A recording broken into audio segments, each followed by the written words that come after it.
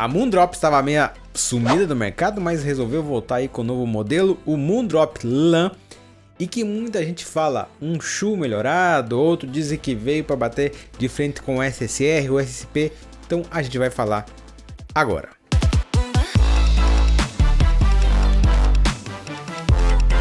Seja bem-vindo a mais um vídeo. Se você não é inscrito no canal aqui, se inscreva, que isso me ajuda demais a fazer o canal seguir aqui movimentando as pecinhas, trazer novos fones aqui para vocês. Tem vários vídeos que eu quero fazer, mas ultimamente eu venho bem complicado de tempo, então preciso encontrar um tempinho outro ali para poder gravar, editar, para trazer para vocês aqui. Porém, né, deixa um like aqui, deixa um comentário, entra lá no nosso grupo do WhatsApp, seja membro. Isso também é muito importante pra gente, porque você também recebe esses vídeos adiantados. Combinado? Então, vamos aqui seguir. Primeiro aqui, quero agradecer a Yao Tiger, que me mandou esse fone aqui. Ela me deu um pouquinho de desconto ali, um desconto pequenininho, mas assim, também já ajuda para trazer alguns fones aqui. Vou deixar o link aqui na descrição. Falando da apresentação do fone, eu vou mostrar para vocês em off, uma apresentação bonita, né? Uma caixa ali que tem uma apresentação muito legal, uma caixa branca, né? Dá essa aparência muito mais clean. Quando você abre ali, já consegue visualizar o fone. A shell dele é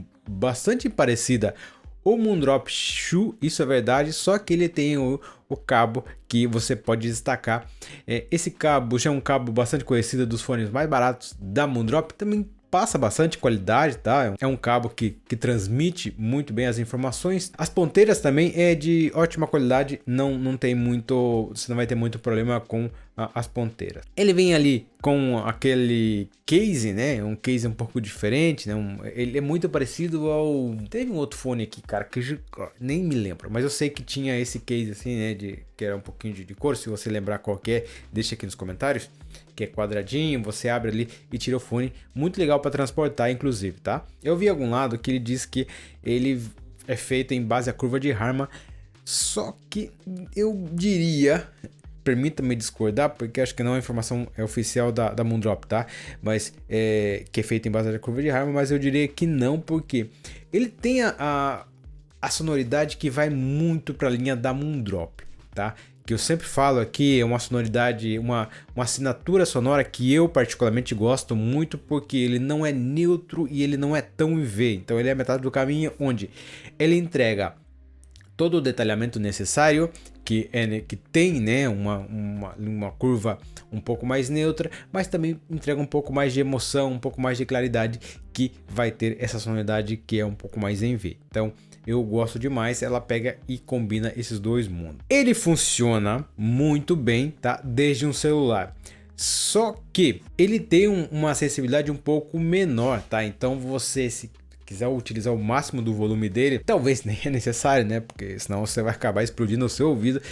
Você pode aí conseguir através de um dongle, onde vai empurrar com um pouco mais de força, mas assim, não é tão necessário. Porém, você vai notar que você vai subir o volume, ele vai subindo o volume aos pouquinhos, não é aqueles fones que dão aquele salto muito grande, tá? Mas assim, desde um celular até consegue mover o máximo dele. Falando sobre os graves dele, ele tem um grave firme, tá? Não é um grave muito forte. Você tem informação já de subgrave, de grave. Você tem um punch, tem um bom peso. Você sente que ele não ofusca, ele não ultrapassa ali a base dos médios, dos agudos. Ele te entrega aquele grave de maneira muito sutil, com peso, mas sem invadir nenhuma outra frequência. Isso é muito interessante. Ele tem, né, no geral, esses graves bastante balanceados. Os médios, ele também consegue passar muito bem essa apresentação vocal, com a textura muito legal das vozes, tanto masculinas quanto femininas. Apenas um detalhe nas vozes femininas. Se você notar um pouco no gráfico ali, né, só para trazer de maneira visual para você, ele começa já a subir, né, ele desce essa sonoridade um pouco mais em V, né, mas ele começa a subir ali já antes de 1K. E essa sonoridade ali é uma parte mais anasalada, e que se começasse a subir um pouquinho mais para frente, não deixaria algumas vozes tão ardidas assim. Se você pega tem uma música da Cia, vou deixar o nome aqui, que é a versão que tem piano.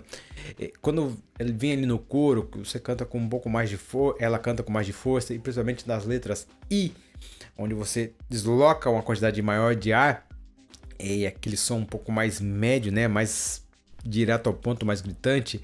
Nesse fone aqui ele acaba ficando um pouco meio ardidinho, tá? Também por outro lado, se você pega uma guitarra, ele traz um pouco mais desse detalhamento dos dedilhados ali, né? Em guitarra, de violão também. Então ele tem ali o não tão contra, né? É só apenas um ponto a ressaltar, mas ele também tem esse pró, por ele ter subir um pouco mais já no gráfico ali as frequências antes do 1K, e que a maioria dos fones às vezes acaba subindo ali próximo a 2. Os agudos, eles são bem nítidos, não são tão fortes. Ele tem uma boa extensão, uma extensão até bastante controlada, tem um controle de sibilância bastante interessante, só em alguns casos que a música, né, ela foi gravada sem cortar nenhum diéster, que ele tem extremadamente sibilância, ou seja, que tem muita sibilância, aí sim ele pode soltar alguma sibilância, mas aí já não é um problema do fone, né? A gente também tem que entender que o fone não vai fazer nenhum milagre numa música que ela foi gravada e que poderia ter cortado. Por exemplo, eu tenho aqui, deixa eu ver aqui se tá o diéster. Não, meu diéster tá desligado. E até eu vou fazer um teste aqui para vocês, só para entender o diéster. Eu vou continuar falando, que você vai ver que eu vou continuar falando, só que vai aparecer apenas as letras S, ou seja, o que estaria cortando. Eu não deixo ligado aqui quando eu tô gravando, só coloquei aqui, nem vou compartilhar a tela, nada, só para você poder entender um pouco aqui, porque não vai fazer diferença nenhuma.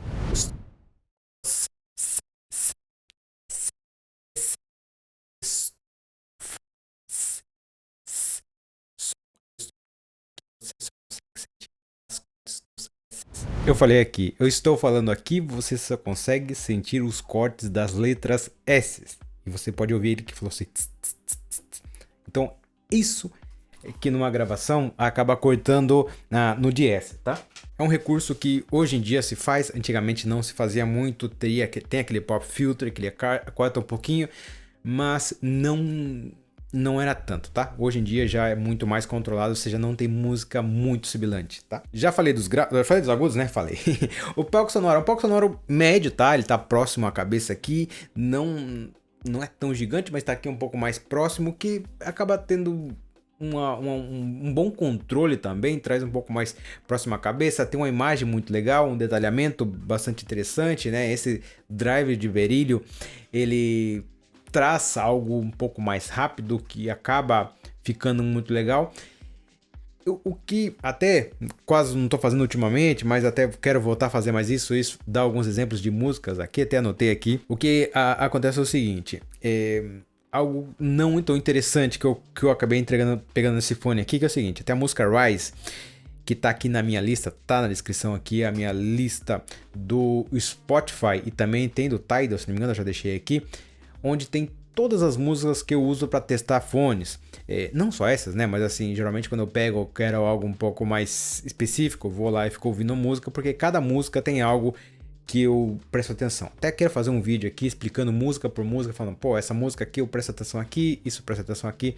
Eu acho que vai ser bem interessante também pra galera que quer testar fone assim, e ver também, ou seja, da maneira que eu penso, né? Não é uma regra, mas da maneira que eu sempre trato. Essa música Rise é uma música que ela tem bastante presença de baixo, porque ela já começa com um baixo ali. Então, ela traz essa sensação de música mais quente, mais potente, mais agressiva. Então, você sobe um pouco o volume ali, só que quando chega no coro, os pratos arrebentam o seu ouvido. Porque te dá essa sensação de um fone um pouco mais calmo, tá? Então quando você pega algo um pouco mais agressivo, ele meio que não controla muito bem, tá?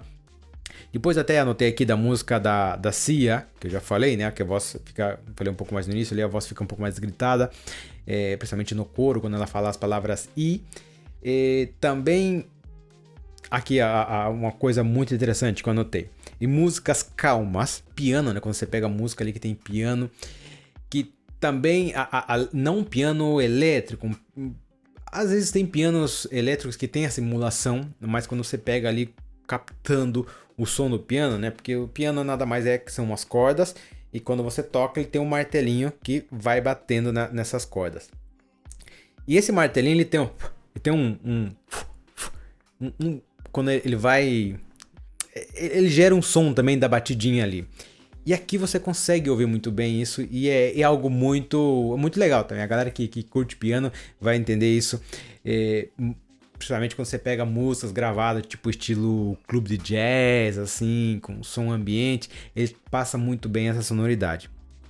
Como eu falei, é um fone que ele te leva uma calmaria e ele tem um brilho interessante, só que não é um brilho tão forte. Em alguns casos, como eu falei lá na música do Rise, sim, mas é que é uma música que te leva você a ouvir com um pouco mais de volume, um pouco mais de potência, e aí sim ele meio que desencavala ali, mas o restante ele vai ter bastante bem. Dando uma conclusão aqui, é um fone que ele vai super bem, é um fone bom para tirando Moondrop, tá? Aqui tá escrito, se tivesse escrito Moondrop, não tivesse Moondrop, uau, fone excelente, fone sensacional. Agora quando a gente pega e coloca Moondrop e falar, opa, é Moondrop. Moondrop tem um standard de qualidade, né? A vara já é um pouco mais alta, tem um standard de qualidade um pouco mais alto. Então, para um fone da Moondrop, é um fone normal, tá? Para um fone sem ter a marca Moondrop, seria um fone muito bom. É um fone que custa $40, entrega pela qualidade de construção, pela sonoridade também, mas eu sinto isso, ou seja, que por ser Moondrop, ela poderia ter entregado um pouco mais, tá? Mas também não adianta nada ela trazer um fone aqui que seja tudo igual. Então ela pode jogar ali coisas um pouquinho diferentes para também aplicar para mercados diferentes. Tem muita galera que curtiu demais, tem outras que não tanto, mas a gente tem que entender isso também, tá? A minha opinião é isso. Fone legal, porém por ser Moondrop poderia ser um pouquinho melhor. Espero que você tenha gostado desse vídeo, deixa o link aqui na descrição, se não é inscrito no canal se inscreve, seja membro também, manda para seus amiguinhos e a gente se vê em breve. Até mais, tchau!